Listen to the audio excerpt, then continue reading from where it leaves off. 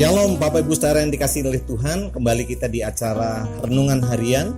Sebab kita sadar, kita tahu bahwa manusia tidak hidup dari roti saja, tapi juga dari setiap firman yang keluar dari mulut Allah. Itulah sebabnya betapa perlunya kita merenungkan firman Tuhan setiap hari, menjadi makanan rohani bagi kita, untuk membuat otot-otot rohani kita semakin kuat dalam pengiringan kita kepada Tuhan. Bapak Ibu Saudara, firman Tuhan hari ini diambil dari Efesus pasal yang kelima, ayat yang ke-15 sampai dengan ayat yang ke-21. Firman Allah berbunyi, "Karena itu, perhatikanlah dengan saksama bagaimana kamu hidup. Janganlah seperti orang bebal, tetapi seperti orang arif. Dan pergunakanlah waktu yang ada, karena hari-hari ini adalah jahat. Sebab itu, janganlah kamu bodoh, tetapi usahakanlah supaya kamu mengerti kehendak Tuhan. Dan janganlah kamu mabuk oleh anggur, karena anggur menimbulkan hawa nafsu, tetapi hendaklah kamu penuh dengan roh. Dan berkata-katalah seorang kepada yang lain dalam mazmur, kidung puji-pujian, dan nyanyian rohani. Bernyanyi dan bersoraklah bagi Tuhan dengan segenap hati. Ucaplah syukur senantiasa atas segala sesuatu dalam nama Tuhan kita Yesus Kristus kepada Allah dan Bapa kita. Dan rendahkanlah dirimu seorang kepada yang lain di dalam takut akan Kristus." Bapak Ibu Saudara yang dikasihi Tuhan, hari-hari ini adalah hari-hari yang jahat. Itu yang dikatakan di dalam kitab suci. Kita tahu sekalian bahwa situasi akhir-akhir ini memang betul-betul situasi yang penuh mengkhawatirkan. Pandemi corona belum juga berakhir. Lalu kemudian krisis ekonomi sudah mengintip di depan pintu. Situasi keamanan terjadi, tindak pidana di beberapa tempat juga terjadi.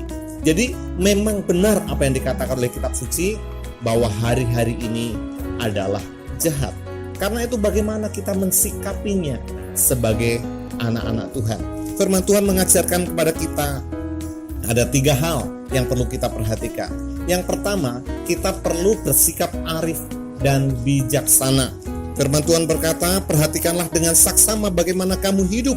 Janganlah seperti orang bebal, tetapi seperti orang arif."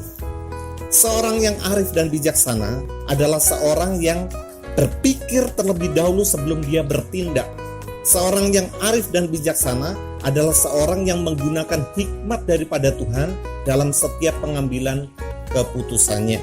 Itulah sebabnya dalam situasi seperti ini kita tidak boleh bertindak gegabah, tidak boleh bertindak ceroboh.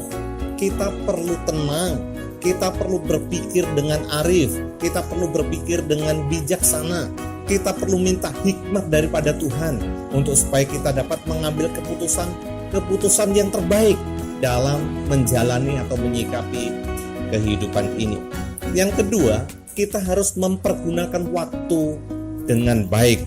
Ayat yang ke-16, "Pergunakanlah waktu yang ada, karena hari-hari ini adalah jahat."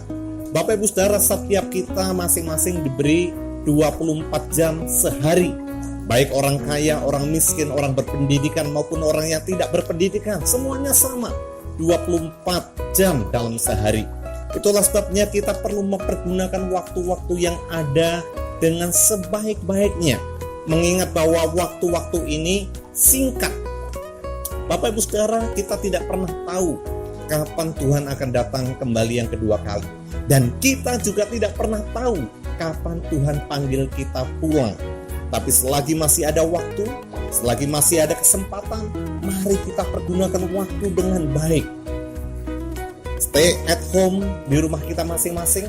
Bagaimana waktu-waktu yang kita habiskan? Apakah untuk hal-hal yang sia-sia atau untuk hal-hal yang bermanfaat? Apakah hal-hal untuk memuaskan hawa nafsu kita atau untuk hal-hal yang mempermuliakan nama Tuhan? Mari pergunakan waktu dengan baik.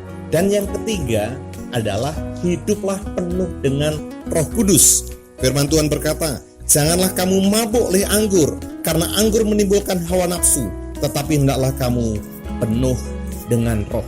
Bapak Ibu Saudara, penuh dengan roh bukanlah sebuah kondisi di mana kita kehilangan kesadaran diri, lalu kita mengucapkan bahasa-bahasa yang tidak kita mengerti. Tidak demikian. Orang yang penuh dengan Roh Kudus artinya menyerahkan kendali hidupnya, menyerahkan pikiran, perasaan, dan kehendaknya ke dalam pimpinan Roh Kudus untuk mengontrol dia, sehingga apapun yang akhirnya keluar dalam perkataan maupun perbuatan itu dikendalikan oleh Roh Kudus. Nah, Bapak Ibu sekalian dikasih Tuhan, dalam situasi akhir-akhir ini kita butuh pimpinan Roh Kudus. Setiap hari kita perlu memberi diri kepada Roh Kudus dengan berkata, Roh Kudus, ini hidupku, penuhi aku dengan roh-Mu, penuhi aku dengan kuasa-Mu, kontrollah pikiranku, kontrollah perkataanku, kontrollah tindakanku, agar apa yang aku ucapkan, apa yang aku pikirkan, apa yang aku lakukan, nama Tuhan dipermuliakan dalam diriku. Kiranya renungan firman Tuhan hari ini menjadi kekuatan bagi setiap kita. Tuhan Yesus memberkati.